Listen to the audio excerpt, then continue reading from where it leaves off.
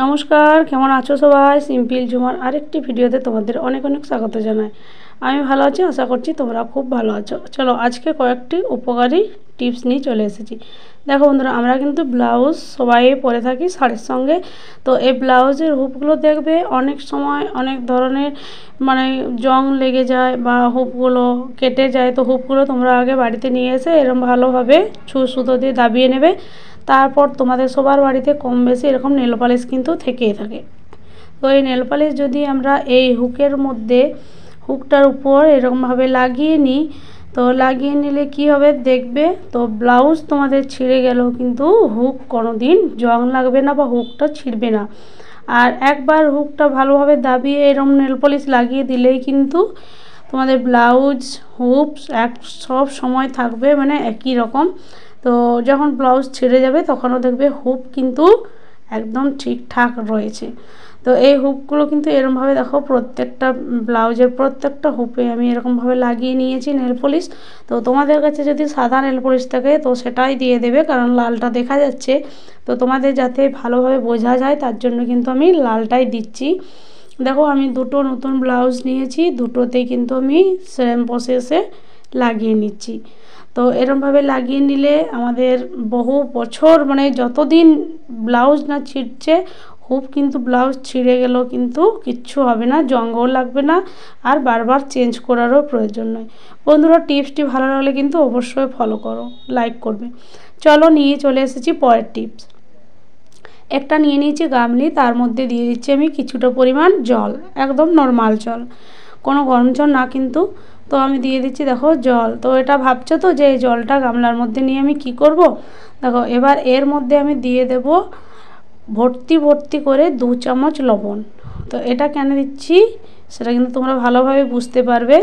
তো এটা দেওয়ার কারণ হচ্ছে এই লবণটা কিন্তু আমাদের অনেক উপকারী, শুধুমাত্র যে আমাদের রান্নার কাজে বা আমরা যে ব্যবহার করি বা খেয়ে থাকি সেটা না।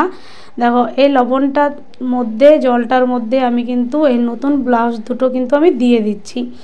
এরকম তোমরা ব্লাউজ বা অন্য কোনো সুতির কোনো কটনের ভালো কাপড় হোক, যাই হোক, তোমরা যখন নতুনটা নিয়ে আসবে এরমভাবে যদি অল্প ভিজিয়ে নুন জলে রেখে দাও তাহলে দেখতে পাবে এর খেলা। দেখো বন্ধুরা, আমি যে দুটো ব্লাউজ নিয়েছি তোমরা আশা করছি এই দুটো বুঝতেই পারছো যে কতটা রং উঠবে।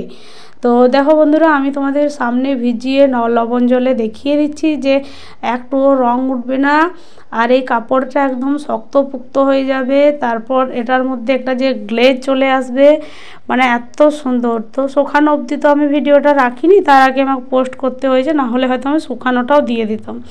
তো এরকমভাবে তোমরাও কিন্তু নতুন সুতির কোনো জামা কাপড় নিয়ে এসে ব্লাউজ, দেখো স্টিকারটাও রয়েছে, এটাও কিন্তু আস্তে আস্তে উঠে যাবে জলের মধ্যে। তো এরকমভাবে ভিজিয়ে রাখবে, তোমাদের ব্লাউজ ছিঁড়ে যাবে কিন্তু রং কখনো যাবে না বন্ধুরা, এটা আমার গ্যারান্টি। কারণ আমি প্রত্যেকটা ব্লাউজে এরকম এই টিপসটি ফলো করি। তো টিপসটি ভালো লাগলে বন্ধুরা অবশ্যই সবাই এটা ফলো করবে। তারপর এটা সারা রাত ভিজিয়ে রেখে দেবে। যদি তোমরা সারা রাত না রাখতে পারো 2 ঘন্টা 3 ঘন্টা রাখবে, রেখে ভালো জল দিয়ে ধুয়ে মেলে দেবে। টিপসটি ভালো লাগলে অবশ্যই কিন্তু লাইক করবে। চলো চলে যাচ্ছি পরের টিপসে। দেখো বন্ধুরা, আমরা কিন্তু এরকম মশলা বাটার মেশিন কম বেশি সবাই ব্যবহার করে থাকি। তো এই মশলা বাটার মেশিনটা হয়তো আমরা পরিষ্কার করতে পারি, কিন্তু এর যে তলাটা রয়েছে ভিতরটা, এটা কিন্তু আমরা পরিষ্কার করতে পারি না। অনেক সময় দেখবে এর ভিতরটা অনেক নোংরা বসে যায়, তারপর এর মধ্যে আরশোলা, তেলে পোকা, ছোট ছোট পোকা হয়। তো কি করবে বলো তো, এটা তোমরা যদি চাও তো এইরকম লক্ষণগণ্ডি যে হয়, লক্ষণ রেখা, লক্ষ্মণ রেখা সেটার নাম, তো এরকম নিয়ে আসবে, এসে এরমভাবে স্টার করে এরমভাবে গোল করে বুলিয়ে রেখে দেবে। তাহলে দেখবে তোমাদের এই মশলা বাটার মেশিনটার মধ্যে কোনো কিচ্ছু প্রবলেম হবে না। আর অনেক সময় দেখবে জাম হয়ে যায়, কেন? তেলা পোকার জন্য। তো এরকম পরিষ্কার থাকবে আর ভালো থাকবে। তো টিপসটি কিন্তু ভালো লাগলে লাইক করবে, বেশি বেশি করে শেয়ার করবে, যাতে আরও সবার কাজে লাগে। চলে যাব বন্ধুরা পরের টিপসে। দেখো পরের টিপসে চলে এসেছি। দেখো বন্ধুরা বটিটা কিন্তু আমার কতটা জং লেগেছে তোমরা দেখতেই পাচ্ছ কীরকম অবস্থা। তো এরকম বটিতে কাটলে কিন্তু দেখবে সবজিটাও কালো লাগে কাটলে, আর কোনো জিনিস মানে খাওয়াটাও উচিত নয় যেহেতু এতটা নোংরা হয়েছে। তো এই বটি কিন্তু সাবান বা কোনো সাবান গুঁড়ি দিয়ে ব্যবহার করবে না। তো এই বটি তোমরা খুবই সাধারণ খুবই সিম্পল কাজ, তো এই কাজটি করে নিলেই কিন্তু একদম বটিটা ঝাঁ চকচকে পরিষ্কার হয়ে যাবে, আর এর মধ্যে লেগে থাকা জীবাণু সব কিছু কিন্তু মরে যাবে। দেখো বটিটার উপর কিন্তু আমি খুবই সামান্য পরিমাণ লবণ দিয়ে দিচ্ছি, লবণটা কিন্তু আমাদের প্রচুর উপকারী। আর দিয়ে দিচ্ছি এই যে বেকিং সোডা, যেটা আমরা খাবার সোডা বলি, সেই সোডা। তো সেই সোডাও দিয়ে দিচ্ছি লবণের সাথে। সোডাটাও কিন্তু আমাদের সবার বাড়িতে কম বেশি থাকেই, আর এটাও কিন্তু জানো যে কতটা উপকারী। তো এর মধ্যে আমি দিয়ে দেব কিছুটা টুথপেস্ট। তো তোমাদের কাছে যদি সাদা রঙের থাকে তাহলে সাদাটা দেবে, আর আমার কাছে লাল ডাবর রেডের রয়েছে তো সেটাই দিচ্ছি। তো এবার আমি এই বটিটাকে দেখো একটা মাজুনি নিয়ে নিয়েছি তারের। তো এই তারের মাজুনিটা দিয়ে কিন্তু আমি ভালোভাবে একটু চাপ দিয়ে দিয়ে অল্প সামান্য জল দিয়ে দিচ্ছি, তারপর অল্প চাপ দিয়ে দিয়ে ভালোভাবে ঘষে নেব। তো এবার এটা ঘষার পর দেখবে যে বটিটার মানে কতটা চেঞ্জ হয়ে যায়, বা বটিটার যত জীবাণু লেগে থাকবে এর মধ্যে অনেক রকমের জীবাণু হয়ে যায়। অনেক দিন ধরে সবজি কাটতে কাটতে রোজ তো আর আমাদের এগুলো ধোয়া সম্ভব নয়। তো মাঝের মধ্যে যদি তোমরা এরকম করে নাও দেখবে তাহলে শরীরও সুস্থ থাকবে, আর দেখবে অনেক সময় এই কালো হয় না, দেখবে আলু বেগুন অন্য কিছু কাটলে কিন্তু কালো কালো দাগ পড়ে যায়, একটা স্পট হয়ে যায়, আর তরকারিটাও দেখতে খুবই খারাপ লাগে। তো তার জন্য কিন্তু এরকমভাবে যদি পরিষ্কার করে নাও তাহলে কিন্তু সব কিছু একদম ভালো থাকবে আর শরীরও সুস্থ থাকবে। দেখো কীরকম বেরোচ্ছে নোংরাটা, দেখতেই পাচ্ছ যে ঘষছি তো এরকম নোংরা বেরোচ্ছে প্রচণ্ড পরিমাণ। তো এরমভাবে তোমরা দুটা পাশেই কিন্তু এপাশ ওপাশ দুদিকে কিন্তু এরম তারের একটা মাজুনি দিয়ে ভালোভাবে ঘষে একটু মেজে নেবে। তারপর এটা ধুয়ে দেখাচ্ছি তোমাদেরকে যে কতটা এটা পরিষ্কার হয়েছে। দেখো ওই যে লবণটা পড়ে থাকবে নিচে সেটা নিয়ে নিয়ে ঘষে নেবে, তাহলেই কিন্তু কাজ হয়ে যাবে। এমনিতেই দেখো অনেকটা নোংরা বেরিয়ে গেছে। দেখো বন্ধুরা কতটা বটিটা পরিষ্কার হয়ে গেছে আর কত সুন্দর লাগছে। এবার তোমরা এটা সবজি খুব ভালোভাবে কাটতেও পারবে, আর জীবাণুগুলোও কিন্তু চলে গেছে। আর জলটা তো দেখতেই পাচ্ছ কতটা নোংরা বেরিয়েছে। ভালো লাগলে বন্ধুরা অবশ্যই টিপসটি ফলো করবে। তো এই টিপসটি চলে যাচ্ছি পরের টিপসে।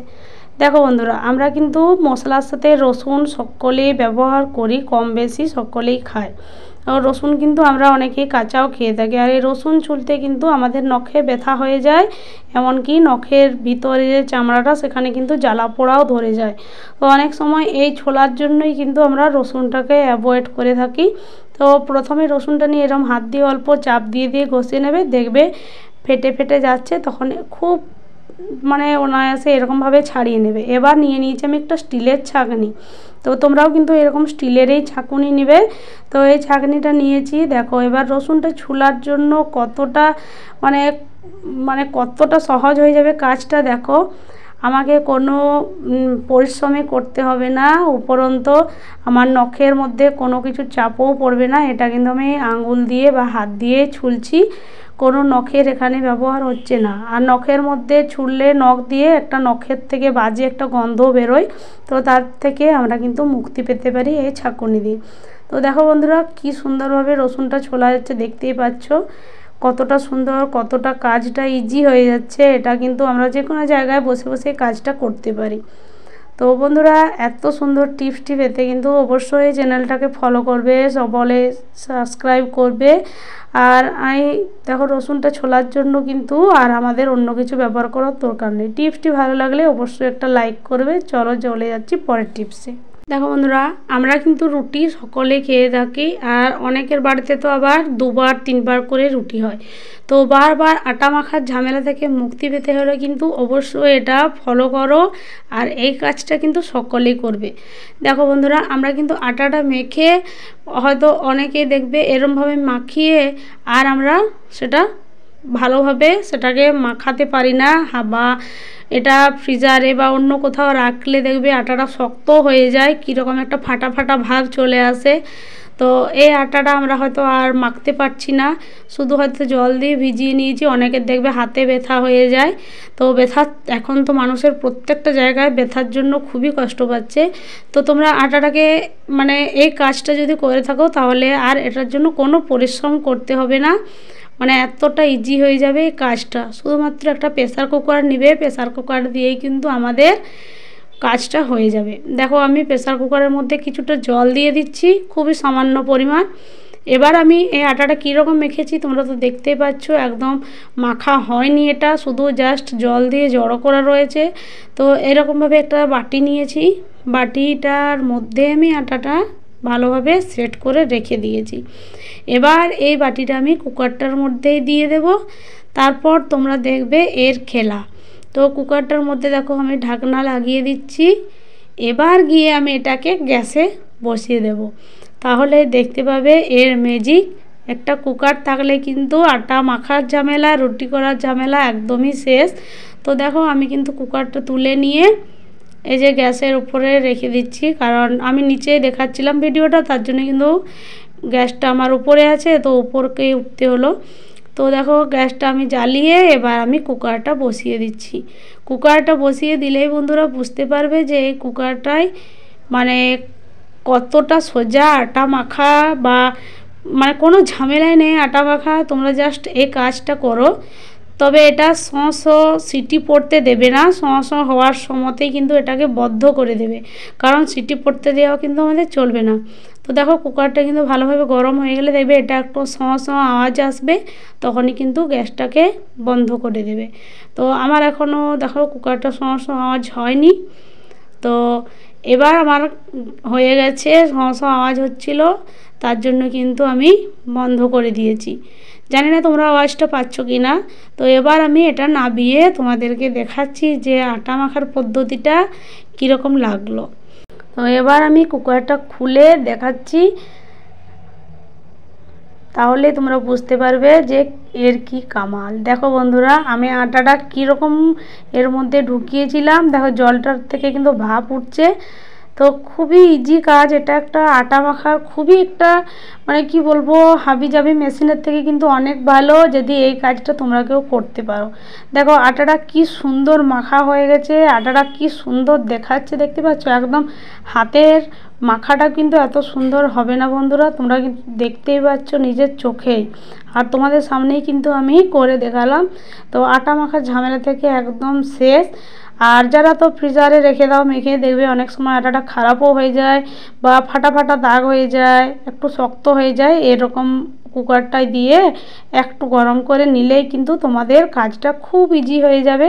তো দেখো আমি আটাটা তোমাদেরকে দেখাচ্ছি বার করে যে কতটা মানে সুন্দর, কতটা সফট হয়েছে। দেখো কতটা সফট হয়ে গেছে, আর কীরকম আমি রেখে দিয়েছিলাম এটা কুকারটার ভিতর।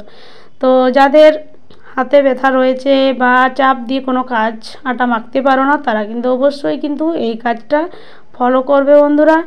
আর এতটা মানে এত সুন্দর যে কি বলবো, এতটা কাজটা ইজি হয়ে যাবে যে কি বলবো। চলো এবার ভালো লাগলে টিপসটা সবাইকে বেশি বেশি করে শেয়ার করবে আর লাইক করবে। চলে যাচ্ছি পরের টিপসে। দেখো বন্ধুরা আটা তো আমরা সকলেই না হয় ওইরকমভাবেই মেখে নেব। এবার লেচি কাটার সময় কিন্তু এটা অনেক আমাদের মানে কি বলবো একটা কি কাজ কি বলবো তোমাদের, এতটা খাটনি। দেখবে সবসময় লেচিগুলো কিন্তু আমরা সমানভাবে কাটতে পারি না, কারণ কোনোটা বড় কোনোটা ছোট, আবার কোনো রুটিটা হয়তো মোটা হয়ে যায়, কোনোটা পাতলা হয়ে যায়। তো সেটার থেকেও বাঁচতে কিন্তু আমরা খুবই একটা ইজি কাজ করে নেব। প্রথমে আটাটাকে এরকমভাবে গোল করে নেব কুকার থেকে যে বার করলাম। তারপর দেখো একটা থালার মধ্যে কিছুটা পরিমাণ আমি আটা লাগিয়ে দিচ্ছি। এবার এটাকে একটু সামান্য চাপ দিয়ে দিয়ে এরকম একটা মোটাই রাখবো, কিন্তু এরকম একটা ডো বানিয়ে নেব। তারপর এর মধ্যে কিছুটা আটা দিয়ে দিচ্ছি। তো এর মধ্যেও আমি কিছুটা, এর উপরেও কিছুটা আটা, শুকনো আটা দিয়ে দিলাম। এবার নিয়ে নিচ্ছি একটা ছোট্ট গ্লাস, আর গ্লাসটা আমি আটার মধ্যে চুবিয়ে নিচ্ছি। তো চুবানোর পর দেখো এটা লেচি কাটা কতটা ইজি হয়ে যাবে, আর লেচিটা কত সুন্দর সমান হয়ে যাবে, মানে প্রত্যেকটা লেচি কিন্তু আমাদের সমান হয়ে যাবে, আর আমাদের গোল করারও কোনো প্রয়োজন নেই। দেখো কত সুন্দর হয়েছে বন্ধুরা, দেখতেই পাচ্ছ প্রত্যেকটা লেচি কিন্তু এরকমভাবে সমান হয়ে যাবে আর প্রত্যেকটা লেচি আমাদের এরকম গোল। আর লেচি যদি একদম গোল হয় তাহলে দেখবে রুটিটা কিন্তু খুব অনায়াসে গোল হয়ে যাবে। তো এরকম মানে এইরকমভাবে যদি তোমরা করে নাও লেচিটা, তাহলে কিন্তু এটার জন্য আর কোনো খাটনির প্রয়োজন নেই, বা তোমাদেরকে আর কোনোটা ছোট বড় হবে না, কারোর কাছে কোথাও শুনতে হবে না। তো দেখো লেচিগুলো কি সুন্দর গোল গোল হয়ে যাচ্ছে আর এত সুন্দর একটা শেপ আসছে যে কি বলবো। চলো বন্ধুরা, টিপসটি কিন্তু ভালো লাগলে অবশ্যই সবাই কিন্তু লাইক করবে আর ভিডিওটা বেশি বেশি শেয়ার করবে। তো আজকের ভিডিওটা বন্ধুরা আমি এখানেই শেষ করব। সবাই ভালো থাকবে, সুস্থ থাকবে, সাবধানে থাকবে। আর যারা এখন আমার চ্যানেলটা সাবস্ক্রাইব করোনি তারা কিন্তু অবশ্যই চ্যানেলটাকে সাবস্ক্রাইব করে পাশে থাকা বেল আইকনটি বাজাবে, যাতে আমি যে ভিডিওটা ছাড়ি সেটা তোমাদের কাছে আগে পৌঁছে যায়।